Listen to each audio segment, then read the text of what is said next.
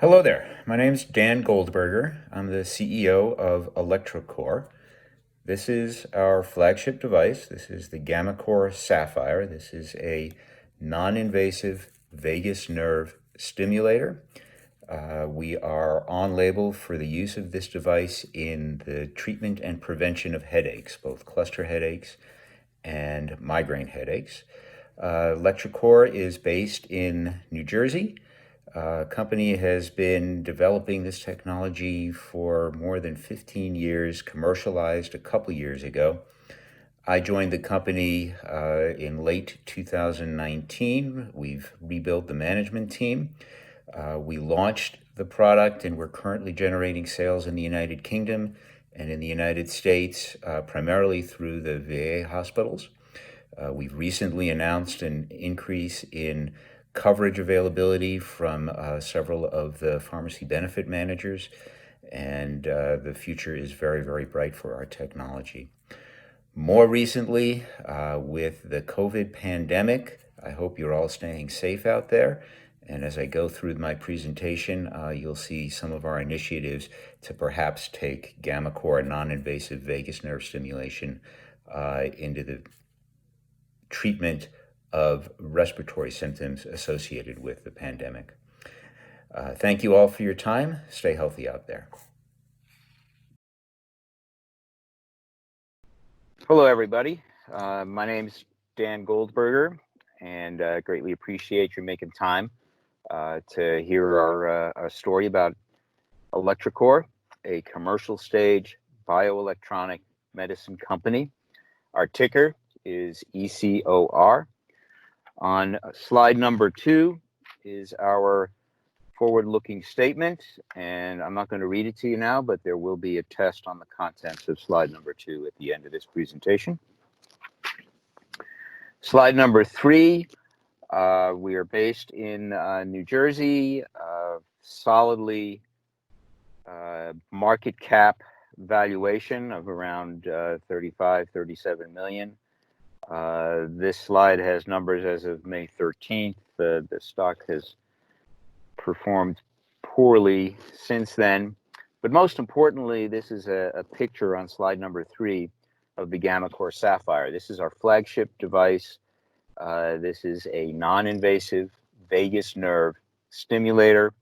You'll see later in some of the photos, but this is a portable, handheld, personal use device, very easy to use, incredibly safe, and is very, very effective for treating headaches, both cluster headache and migraine.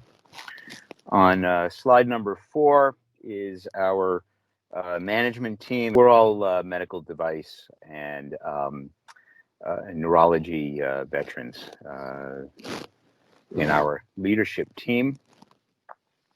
Slide number 5, just the highlights, which I already touched on. Our flagship technology is called GammaCore.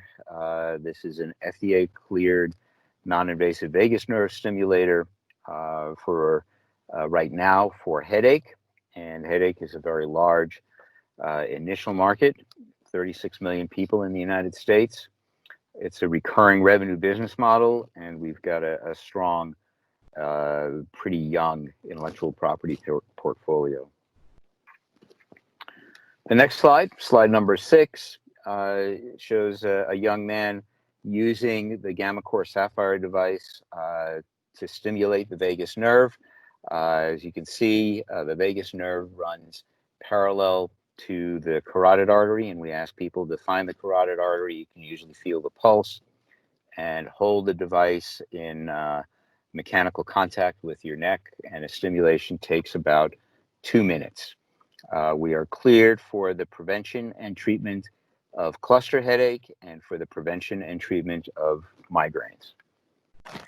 On slide number 7, the benefits of non-invasive vagus nerve stimulation.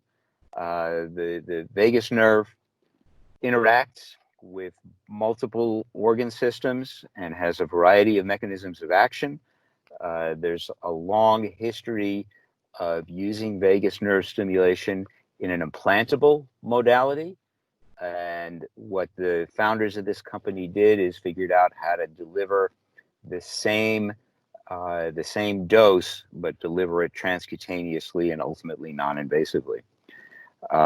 This is a device for use, personal use by a patient, so you don't need a healthcare professional to deliver the therapy, and it fits very well into the armamentarium of neurologists because it's a device and not a pharmaceutical. There are no drug-drug interactions, and you can use it for multiple doses over the course of a day. And we'll talk about some of the other details here in a minute. But slide number 8 talks about the large size of the total addressable market. The slide says that there are 36 million migraine patients in the United States, but the vast majority of those patients are served with over-the-counter medications, where GammaCore is really positioned right now is as second-line or third-line therapy after triptans, which are the most common prescriptions that are written by neurologists. Cluster headache is a much smaller population, but GammaCore is really unique in that it's the only viable treatment for cluster headache, and there's quite a bit of peer-reviewed literature on that topic at this point in time. Moving on to slide number 9, the way that we dispense this GammaCore therapy is by prescription. Generally a neurologist, although headache is also treated by primary care. It's treated in women's health. It's treated through pain management practices as well. Physician writes a prescription. The prescription goes to a specialty pharmacy and gets shipped to the patient's home directly by the specialty pharmacy. Slide number 10 talks about the coverage that we currently have through the pharmacy benefit management companies, so CVS Caremark. GammaCore is available with a copay of $50 to $75 per month, and more recently we announced that GammaCore is available through Express Scripts for a copay of $25 to $45 a month. And as we roll into the second half of the year and get past the disruption caused by COVID, we're going to be looking at reinvesting in the commercial channel represented by these two very large opportunities. On slide number 11, we've had great success in recruiting prescribing physicians. As of last quarter, 2,850 physicians in the United States have written prescriptions for GammaCore therapy, and that number continues to grow. Slide number 12 talks about our commercial focus currently with limited resources. We've had to focus on channels where we are reliably getting paid.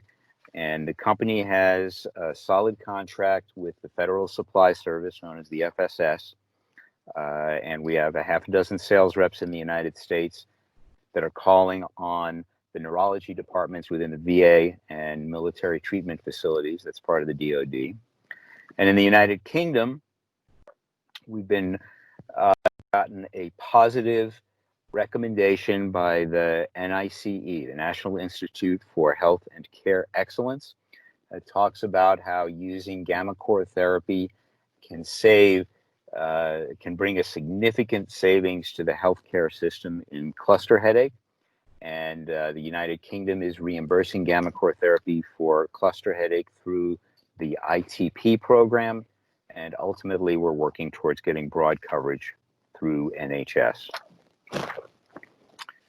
Slide number 13, because this is a recurring revenue model, we get paid per month of therapy, and we offer a 30-day prescription and a 93-day prescription. So the metric that we follow is paid months of therapy, And as you can see, the steady progression in the three channels that we're currently available in adoption of gammaCore therapy. And so the US commercial channel grew from 368 paid months of therapy to 541 paid months of therapy in the quarter ended March 31st. Where we've been focusing in the United States in the VA system, we grew from 866 to 1,084. And in the United Kingdom, we grew from 961 months of therapy to 1,008 months of therapy. Since the pandemic started and really started to become visible to us in the second half of March, our business has been flat, and I'm thrilled and relieved to see that. The recurring revenue model is holding up. Our ability to visit with prescribers has been severely limited since the pandemic started. And most importantly, the physician's ability to reach new patients has been severely limited since the pandemic started. That said, gammaCore therapy is unique because it's a device and it is dispensed by the patient. And so, especially in the VA system, where telehealth had been widely adopted and encouraged even before the pandemic, a physician can do a telehealth consult with a patient, prescribe gammaCore therapy. We ship directly to the patient in his home. We can train and in-service the patient through our internet tools, and it's an entirely virtual experience. Unlike the other therapies for headache, like the CGRP antibodies, which are injections, Botox from Allergan, which is an injection, gammaCore therapy can be delivered in a totally virtual manner. And as I'm sure you can appreciate, in a pandemic environment, keeping patients out of the clinic is a competitive advantage. Slide number 14 talks about the channel in the United States that we are currently focused on. This is a contract that we have with the Federal Supply Schedule. More than 10 million covered lives, primarily in the Veterans Administration, active military, and Indian Health Services. An important metric here is that 400,000 patients saw a physician in the VA system for their headache in 2018. We are providing gammaCore therapy in the VA channel under this contract for roughly $425 per month. So on an annual basis, a patient is worth roughly $4,000 per year to us, times 400,000 patients just in the VA system. It's a very, very large total addressable market that we are going after. Slide number 15 talks about gammaCore non-invasive vagus nerve stimulation as a platform technology.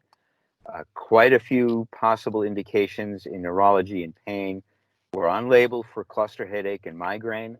In the VA system, we are being studied for post-traumatic headache, traumatic brain injury, PTSD. There are some inflammation pathways. RA could be a large indication for this technology, and some gastroenterology indications as well.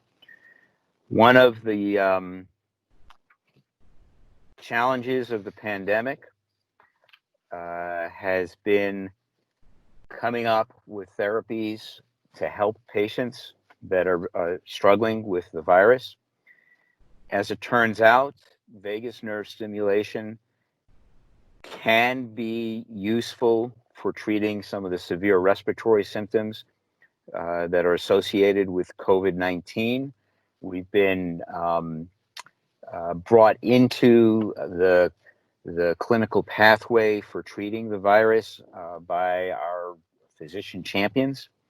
There's a peer-reviewed publication came out in Neurology a few weeks ago We're working on several investigator-initiated trials. The company submitted an emergency use authorization to the FDA at the beginning of April, and if that is approved by the agency, we'll be in a position to more aggressively pursue the possibility that vagus nerve stimulation can help patients who are struggling with the respiratory side effects of COVID-19. Slide number 17 talks about the two investigator-initiated trials that have started to recruit patients. It will take 30 to 60 days to complete enrollment in those studies, and we're looking forward to being able to report out on that. Slide number 18 briefly talks about the very large and broad patent estate that the company has, going all the way out into the 2030s.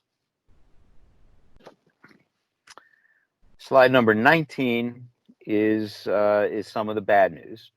The company had a very successful public offering in June of 2018 and built out quite a bit of infrastructure, but unfortunately, the insurance companies were slow to respond with coverage, and revenues did not meet the early expectations, and spending was got ahead of revenue generation. So I joined the company in October of 2019 with a mandate to reduce expenses, focus on channels where we can generate revenue, and basically turn the company around. And so you see steady reduction in SG&A and R&D in the fourth quarter, in the fourth quarter of 19, and the first quarter of 20. We announced that we were terminating the Premium 2 study, which is going to lead to a dramatic reduction in R&D in the third and fourth quarter of this year. And we've got ongoing reductions in SG&A in the third and fourth quarter of this year as well. Slide number 19 says $15.6 million in cash on the balance sheet at March 31st. Since then, we've added about $7.6 million, so pro forma cash is really $23.5 million. $5 million of that 7.6 came from equity sales to Lincoln Park Capital and to a group of insiders. And we also got a loan from the PPP program, and we were also able to sell some net operating losses. So there's some non-dilutive capital in that $7.6 million as well. Slide number 20 has the adjusted EBITDA reconciliation.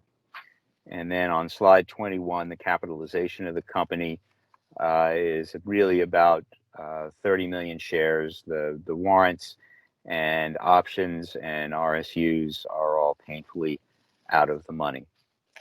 So the summary is that GammaCore therapy is revenue stage, has broad indications, but we're focused on headache for the time being, and the wild card that GammaCore therapy can be useful in treating the respiratory symptoms associated with COVID-19. Headache is a very large total addressable market. We're starting to get insurance coverage on the commercial side. We have solid business model under the FSS contract in the VA system, and a solid business model in the United Kingdom through the ITP program leading to NHS coverage. And as we've already discussed, substantial intellectual property to protect our proprietary position. Greatly appreciate your time and attention. The ticker is ECOR. Thank you all.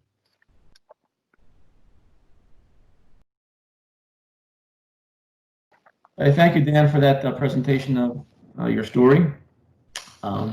So next, we're going to enter into the Q&A section of the presentation. If you're listening to this presentation and you have questions that we don't address, please email us at conferences@littlegrapevine.com, and we'll make sure to get those questions to Dan so we can answer them for you. So Dan, let's just jump into some questions here. Let's start with maybe some just preliminary stuff here.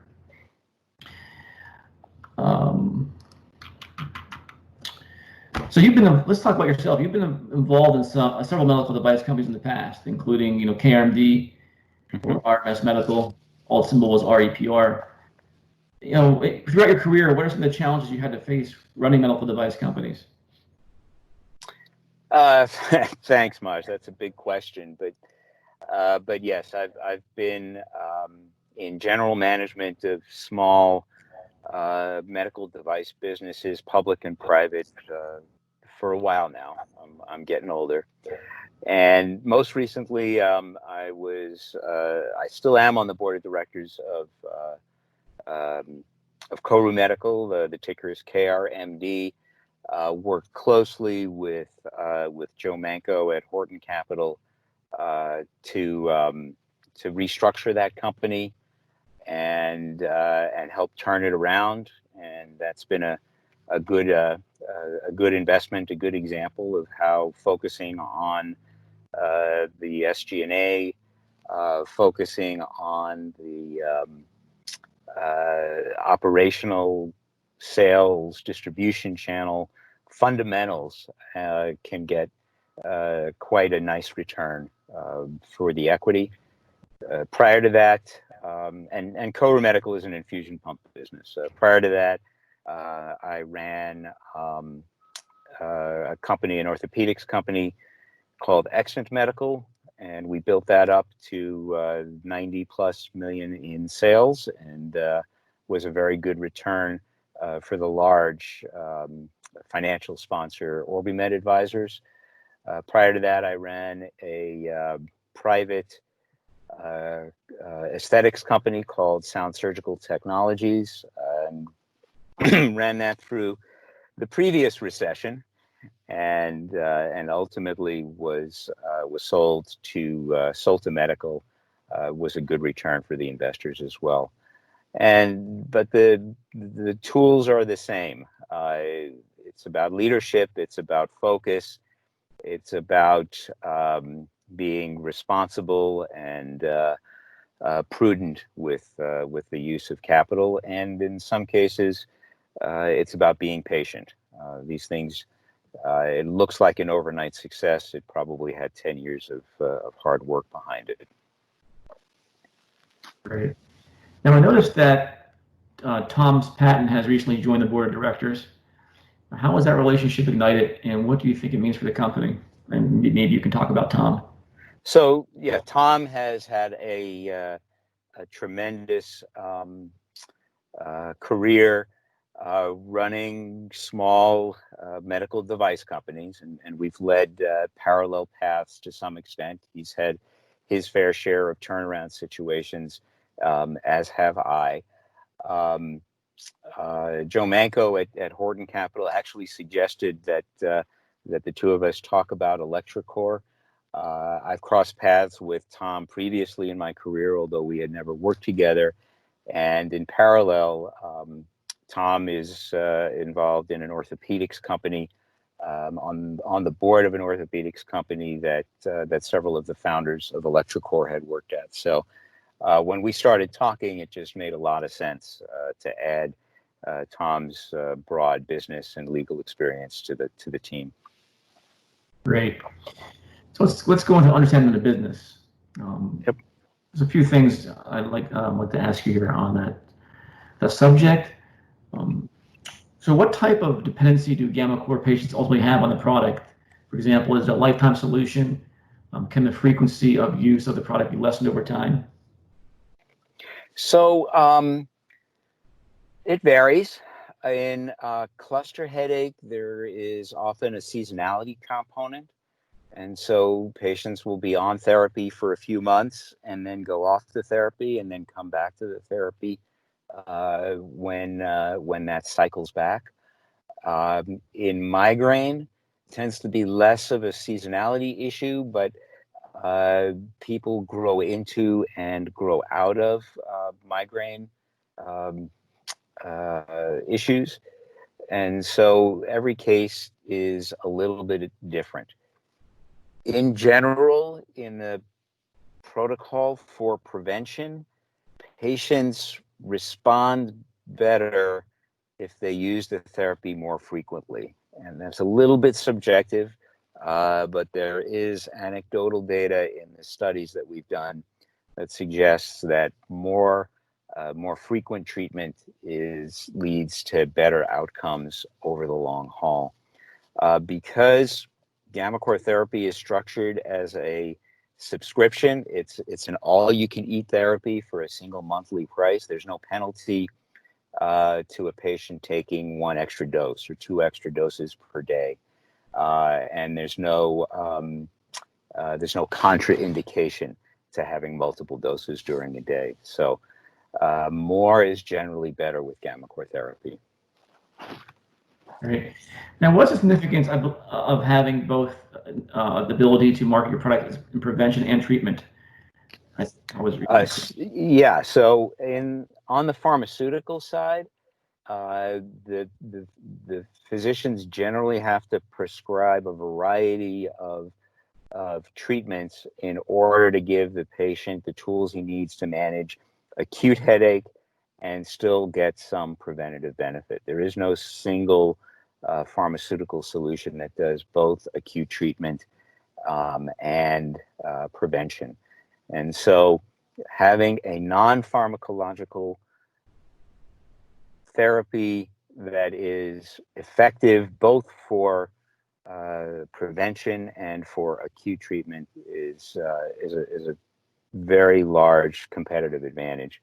And since we just got the FDA clearance for prevention, we announced that at the end of March 2020.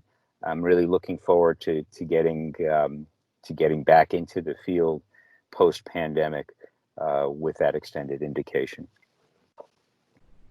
So to get a little bit more into how the patient, use the product. I mean, you talked about it in your presentation, but how does the subscription product work? How is this the GammaCore, re-upped again? How do you? Yeah. The device is used 2 or 3 times per day for a prevention protocol.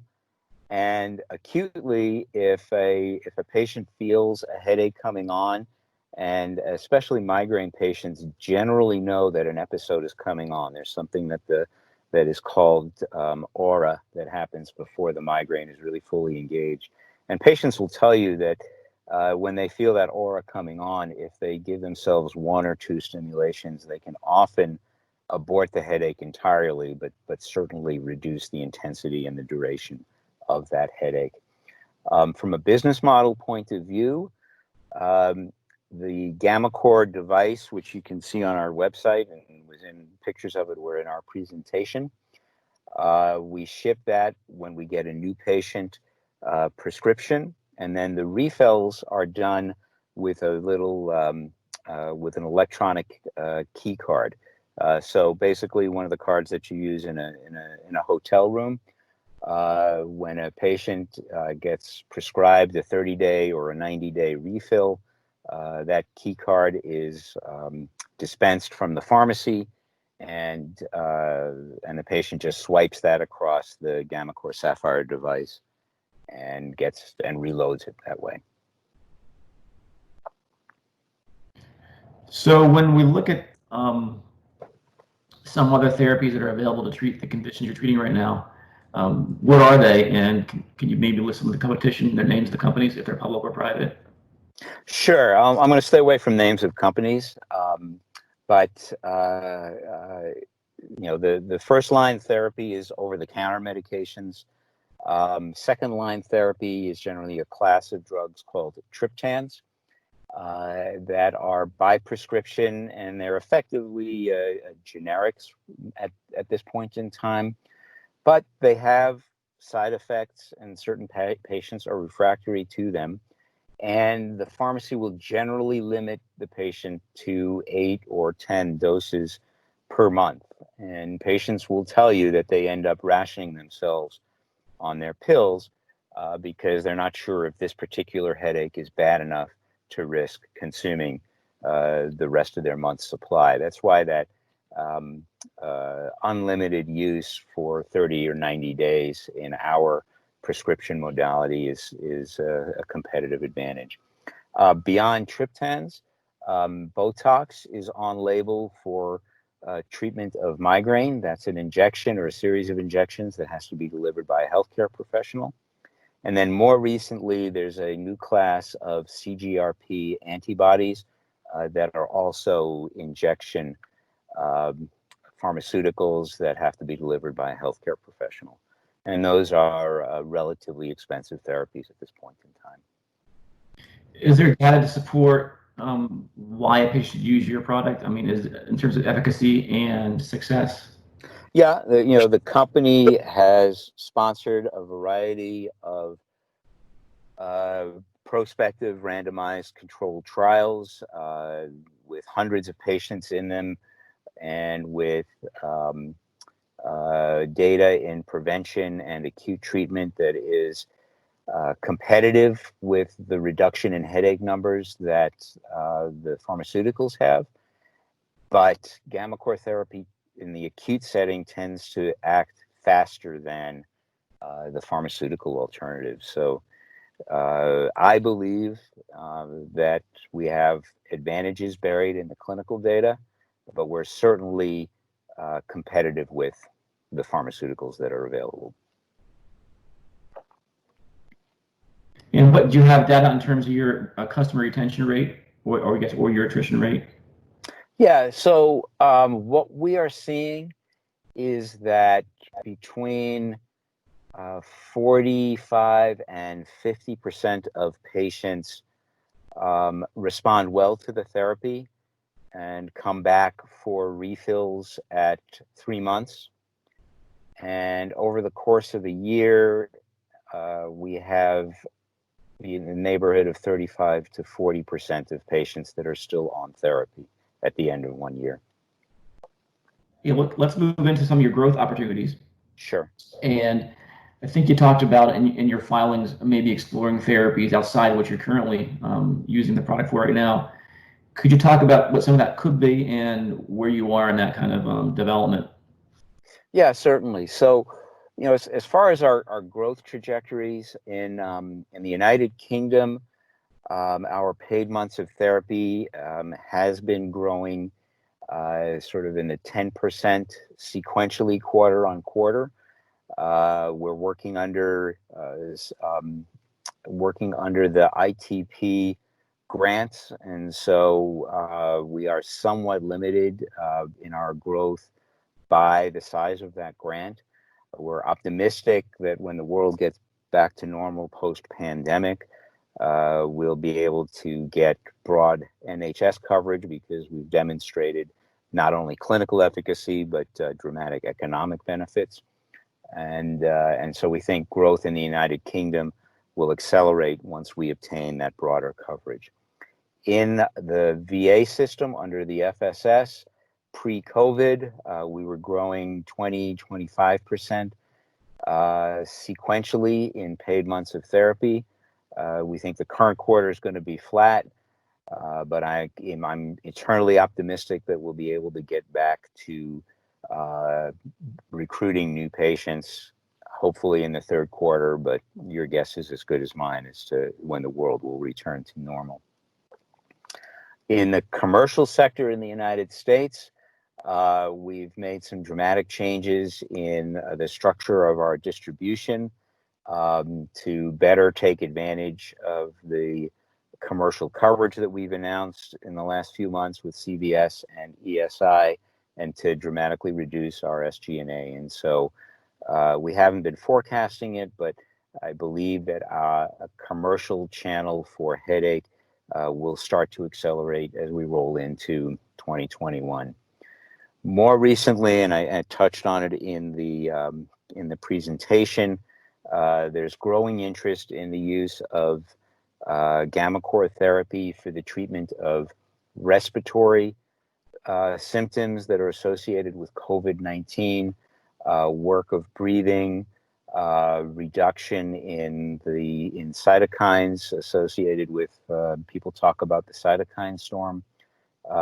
2 investigator-initiated trials have been started up in the use of GammaCore therapy to treat respiratory systems in COVID, and we will have to see how that goes. Clearly, if our therapy can be helpful in treating patients in the pandemic, we obviously want to make the therapy available there. Longer term, the use of GammaCore for respiratory therapy could be a very large business opportunity in 2021 and beyond. And I'm talking about beyond COVID, just for bronchospasm, for ARDS, for asthma.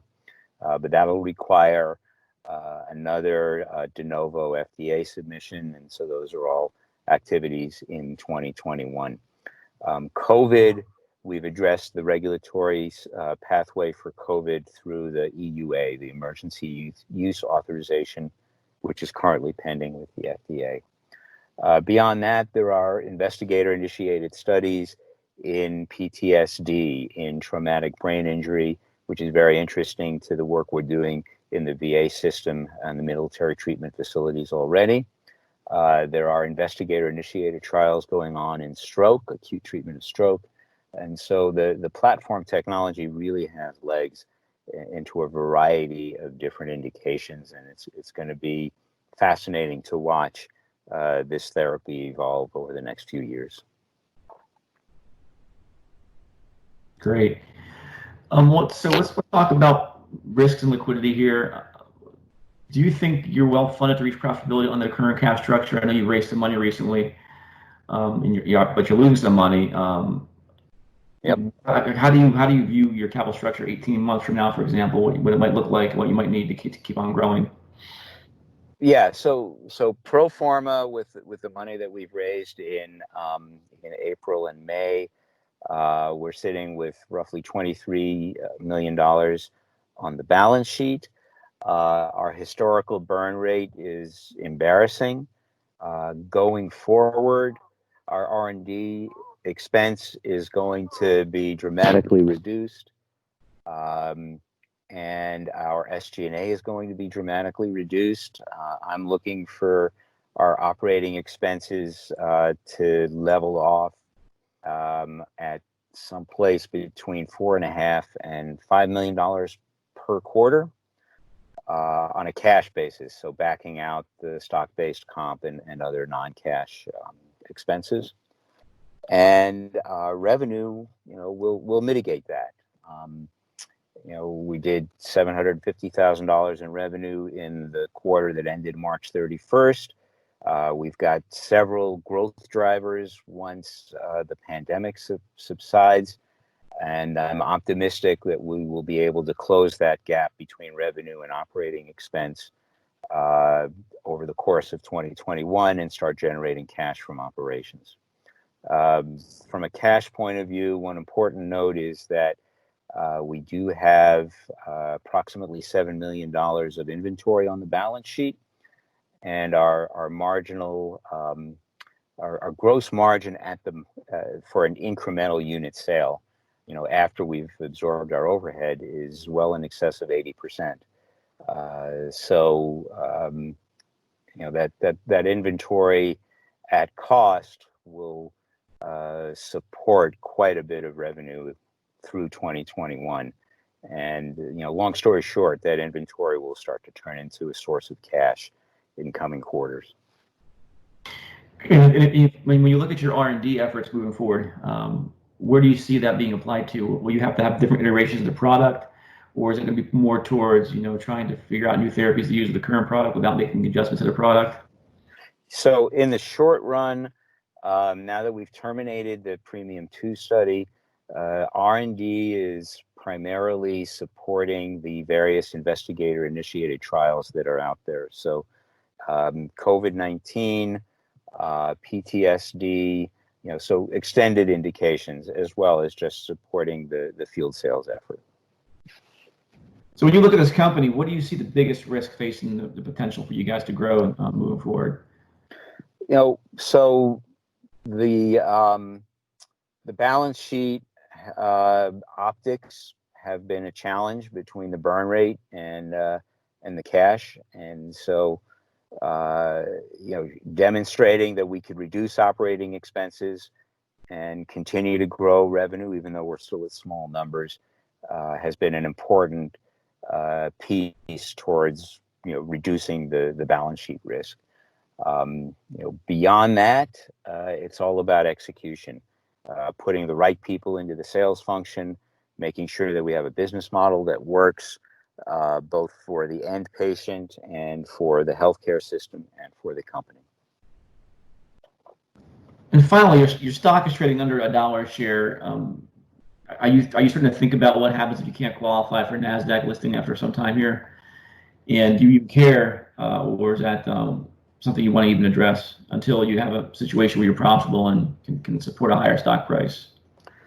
So no, we do care, and while the stock has dipped below $1 a share in recent days. We've never been below $1 a share for the 30 consecutive trading days that would trigger a NASDAQ response. That said, NASDAQ has, I forget what the word is, but they've voided the minimum bid requirement because of the pandemic for the time being. I believe that goes through June 30th, and my guess is that they will extend it. If we do end up challenged on the minimum bid, if you look at the proxy that we filed last month, you'll see that we've asked the shareholders to approve to give the board authority to implement a reverse split if and only if it's a last resort to preserve the listing. So I think I expect that the shareholders will approve that at the June 12th shareholder meeting, but I'm optimistic that we'll never have to use it. Well, thank you very much, Dan, for a great presentation and great answering all the questions here. Again, if you listen to this presentation and we didn't ask questions that you wanted to hear the answers to, please email conferences@littlegrapevine.com. And we'll make sure we get Dan those questions. Yep. Thanks a lot, Dan. No, I appreciate it, Maj. You and your team do a tremendous job. Just remind everybody that the ticker is ECOR for electroCore. Have a great day. Thank you.